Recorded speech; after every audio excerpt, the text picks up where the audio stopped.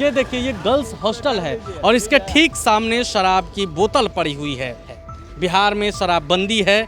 दूसरी सबसे बड़ी बात कि इसी हॉस्टल के आसपास जांच चल रही है, पुलिस वाले हैं, गश्ती कर रहे हैं। देखिए, आप पुलिस कर्मियों को भी देख सकते हैं, लेकिन इसी हॉस्टल के पास आपको शराब की बोतलें भी देखने को मिल गई। बच्ची के साथ यौन हिंसा हुआ है। सिटी स्कैन में उसके दिमाग के पिछले हिस्से में ब्लीडिंग भी हुई थी। शराबियों का, गंजेड़ियों का अड्डा है। जब नीट की तैयारी करने वाली एक छात्रा के साथ रात में इसी गर्ल्स हॉस्टल के अंदर गंदा खेल होता है। 6 तारीख को बेहोशी की हालत में उसे हॉस्पिटल लेकर जाया जाता है, जहां 11 तारीख को बिहार की बिटिया खुद की जंग हार जाती है और इस दुनिया को छोड़ जाती है। लेकिन इस दुनिया से जाते जाते कई सवाल छोड़ जाती है। आखिर उस बच्ची का गुनाह क्या था जो इन दरिंदों ने कर दिया? आखिर उस बच्ची का गुनाह क्या था कि उसके साथ ऐसा जुल्म हुआ? हालांकि अब हर कोई न्याय की उम्मीद में है। पूरा बिहार न्याय मांग रहा है। बिहार के लोग सड़कों पर हैं, पुलिस से सवाल पूछे जा रहे हैं। पुलिस से सवाल इसलिए पूछे जा रहे हैं क्योंकि यही पुलिस है जिस दिन बच्ची का मौत हुई थी, उस दिन ये पुलिस कह रही थी कि मौत नॉर्मल है। लेकिन जब पोस्टमार्टम रिपोर्ट आया तो हर किसी के होश उड़ गए। पोस्टमार्टम रिपोर्ट में साफ था कि बच्ची के साथ यौन हिंसा हुआ है। आज सिटी स्कैन भी हमारे हाथ लग गया। जब बच्ची जिंदा थी तो उसका सिटी स्कैन किया गया था। सिटी स्कैन में उसके दिमाग के पिछले हिस्से में ब्लीडिंग भी हुई थी। सोचिए पीछे से कितना गहरा वार किया गया था। बहरहाल अभी हम गर्ल्स हॉस्टल के पास में हैं। हम आपको कुछ तस्वीरें दिखाएंगे जो शायद किसी ने नहीं दिखाया है, जो हर किसी के आंखों से छूट गया हो, कैमरे से छूट गया, वो तस्वीर हम दिखाएंगे। अभी इस गर्ल्स हॉस्टल के बाहर ताला लग चुका है। कल तक इस हॉस्टल में ताला नहीं लगा था, लेकिन आज ताला लग गया है। इस गर्ल्स हॉस्टल के अंदर अभी भी एक 4 व्हीलर गाड़ी पड़ी हुई है।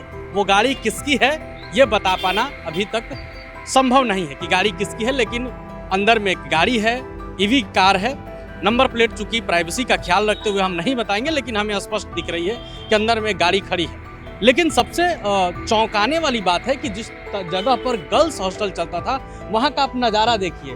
बाहर में कूड़े कचरे हैं। यहाँ के जो लोग हैं आसपास के, वो बता रहे हैं कि ये शराबियों का, गंजेड़ियों का अड्डा है। बगल में आप खंडहर घर देख रहे हैं। घर को देखकर ही अंदाजा लगाया जा रहा है कि यहाँ असामाजिक तत्व के लोग आते होंगे, बैठते होंगे। हम आपको पीछे की गली भी दिखाएंगे, लेकिन उससे पहले बता देते हैं कि हमारी मौजूदगी में यहीं से चित्रगुप्त नगर थाना की जो प्रभारी हैं, SHO है रोशनी, उनकी गाड़ी गुजरी है। अभी अभी हम कैमरे में रिकॉर्ड करने की कोशिश भी किए हैं, हालांकि तब तक गाड़ी पार हो गई थी। हल्का सा रिकॉर्ड हुआ है।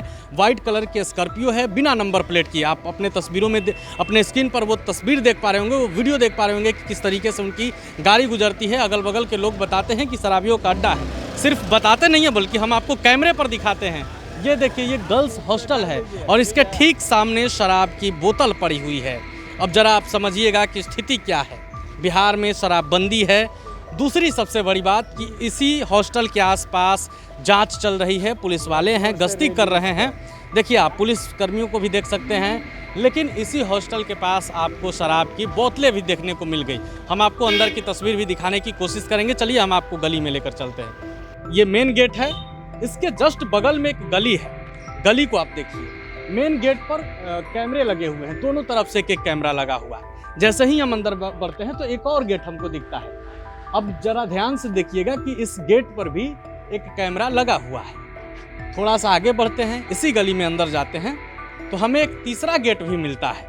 लेकिन हैरानी की बात यह है कि इस गेट पर कोई CCTV कैमरा नहीं लगा है। अब सवाल उठता है कि ये पीछे का गेट है, यहाँ CCTV कैमरा क्यों नहीं है? क्या इसी गेट से खेल होता था? क्या गंदे खेल को इसी गेट से अंजाम दिया जाता था? देखिए, ये तीसरा गेट है। शायद अभी तक किसी ने ये नहीं दिखाया होगा, हम आपको दिखा रहे हैं। यहाँ CCTV कैमरा नहीं है, आप ध्यान से देख पा रहे होंगे। यहाँ कुछ लोग हैं आसपास, हम उनसे बातचीत करने की कोशिश करेंगे, जानने की कोशिश करेंगे कि क्या कभी इधर कुछ देखने को मिला है। इसी गली में, इसी हॉस्टल के पास में हमें एक बच्ची मिली है, हालांकि जिसका हम चेहरा आपको नहीं दिखा सकते हैं, लेकिन हम बातचीत करने की कोशिश करेंगे। आप यहीं रहती हैं, तो इस हॉस्टल के बारे में आप क्या जानते हैं? ये पहले यहाँ की दीदी लोग रहती थी नीचे, उतना रुकती नहीं थी। दुकान जाती थी, दुकान से अंदर रुकती, फिर खुलता भी नहीं था जल्दी। बस अपने कोचिंग से हॉस्टल और हॉस्टल से कोचिंग, बस इतना ही करती थी। और ना ही कोई गाड़ी को हम आज तक नहीं देखा।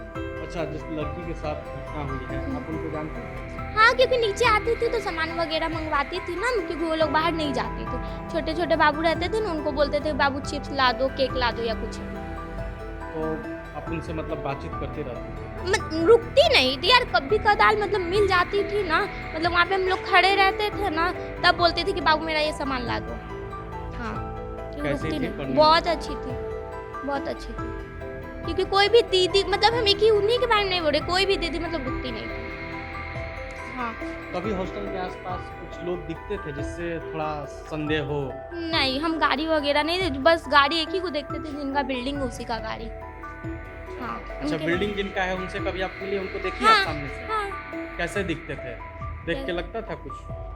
देख के तो नहीं लगता था, बट आप कैसा भी हो, अब अंदर का कौन जाने गया, बाहर से आप सीधा साधा आप अंदर से क्या है तो हम नहीं जान सकते ना, कोई भी नहीं जान सकता है। देखिए, छोटी बच्ची है लेकिन इसको इतनी समझदारी है कि इंसान को देख करके अंदाज़ा नहीं लगाया जा सकता है कि भेड़ के खाल में कौन छिपा है। बहरहाल हम और भी जानकारी निकालने की कोशिश कर रहे हैं कि आखिर इस हॉस्टल के आसपास क्या था जो हमसे छूट गया हो या फिर शायद पुलिस की नज़रों से छूट रही हो, उसको हम आपके सामने लाएंगे। आप बने रहे प्रभात खबर के साथ। शुक्रिया। प्रभातखबर.com, विश्वास वही, रफ्तार नहीं।